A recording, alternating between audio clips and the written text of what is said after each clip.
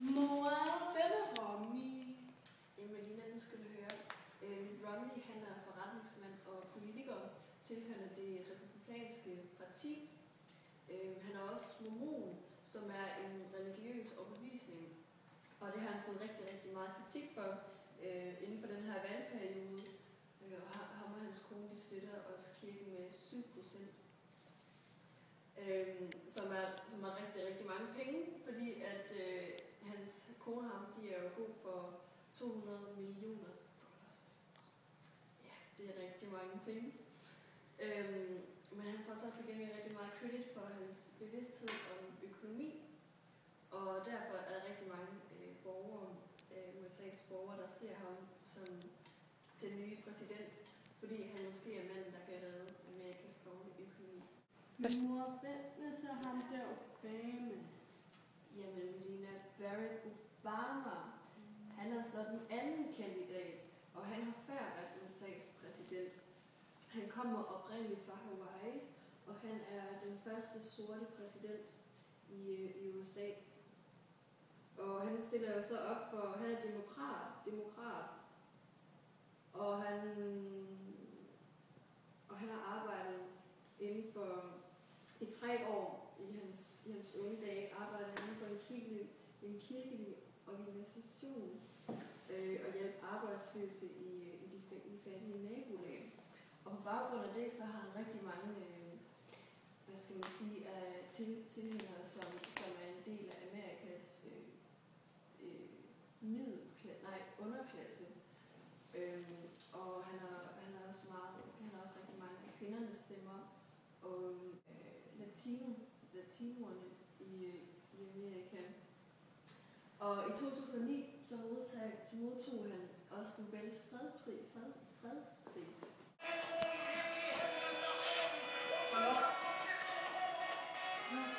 Wow, jeg forstår det altså stadigvæk ikke. Hvem er Obama og Romney, skal man stemme på? Hvad siger du på det, ven? Hvad siger du? Altså, jeg forstår det ikke. Altså, hvem skal man stemme på, Romney og Obama? Altså, det er jo sådan, de står for 2 forskellige ting. For eksempel så har Romney en plan til, hvordan økonomien skal klares, og Obama har en anden. Og så finder man ud af, okay, hvad synes jeg, der sådan passer bedst til det, jeg mener, og hvordan vil jeg have, at det skal være. Altså, Obama og Romney, de går begge to efter at skabe rigtig mange nye jobs, fordi der er virkelig brug for en god økonomi i USA. Obama, han appellerer mest til de spansktalende, altså latinoerne, og så til de sorte og kvinderne, fordi det var dem, han vandt valget på sidste år. Og han prøver også ligesom at fortælle sine vælgere, at Romney, han vil slet ikke være god for dem, og det Romney, han vil, det vil virkelig være dårligt for kvinderne og latinoerne og de unge. Og Romney derimod, han har sin hjemmebane helt fejl på det økonomiske, fordi Romney er som mor også sagde, en forretningsmand. Så derfor så har han valgt til det her med penge. Og hans plan, mener rigtig mange amerikanere, er den bedste plan til at klare det økonomiske. Forstår du det? Ja, det tror jeg. Men der er også bare det, at Romney, han er sådan lidt mere fjern, og mange ser Obama som mere flink og mere sådan, som en, man kan sidde og snakke med. Så det prøver Romney også, og ligesom ved for eksempel, han havde sin kone op og holde en tale, fordi så håbede han på, at hans vælgere ville kunne se, at han egentlig var en god familiefar, og at han egentlig var god til at vise kærlighed til andre mennesker og sådan noget, fordi ellers så kunne han godt se ud som sådan en lidt snobbet mand, der bare sådan havde en masse penge. Så det er lidt hans mærkesager. Så bruger de helt vildt mange penge på at ligesom få en masse reklamer og alt muligt ind de steder, hvor de vil finde deres vælgere, for ligesom at få nogen til at stemme. Så det er derfor, der kører så mange film i fjernsynet med, skal jeg stemme på Obama eller stemme på Romney. Og nogle gange i de film, så taler de for hinanden, og nogle gange så taler de for sig selv, og nogle gange hakker de bare de andre ned. Langt de fleste gange hakker de andre ned. For eksempel så siger Romney ofte, at Obama, prøv at se hvor dårligt han klarede de sidste 4 år, og vi har brug for forandring. Og siger Romney, og Obama han siger om Romney, at han aldrig nogensinde har sådan prøvet at være i en krise, fordi han altid har været så rig, så hvordan skal han kunne få et land under en krise? No. Skole, jeg har altså spørgsmål vedrørende det der præsidentvalg. Hvad er det, Melina? Hvem vinder? Jamen lige nu er det meget tæt.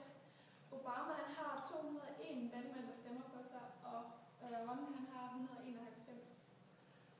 Men Obama han kom ikke særlig godt fra start. Den første tv-debat om økonomi, det klarede han ikke særlig godt, men det står meget lige nu, så det kan være, hvem det skal være. Ja, ligesom hvis man sådan tog og spillede plat og fod om et eller andet, så det kunne være sådan hvem som helst. Lige nu kunne det være hvem som helst. Ja.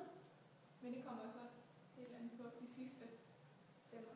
Men hvornår bliver de valgt? Det bliver afgjort den 6. november. Så. Den 6. november. Okay. Nu forstår jeg det, tror jeg nok. Et præsidentvalg, det er med 2 præsidentkandidater. I denne gangs præsidentvalg er der en, der hedder Mitt Romney, og der er en, der hedder Barack Obama. Barack Obama, det er ham, som var præsident før. Han er den første sorte præsident, og han er sådan meget likeable.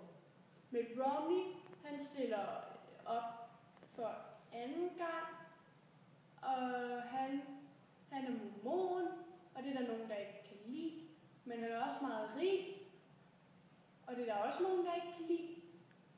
Og han er en af de der republikanere, mens Obama, han er en demokrat. Lige nu, der står det sådan meget tæt, og hvem det er, der kan vinde. Så lige nu kan begge to godt vinde, fordi det står rigtig tæt. Men i starten, der klarede Obama sig ikke særlig godt, så der var det Romney, der førte. Altså, de bor i Ohio, og Ohio, det er sådan en slags svingestat, ligesom Florida. Og sådan en svingestat, de svinger meget mellem, hvem de vælger.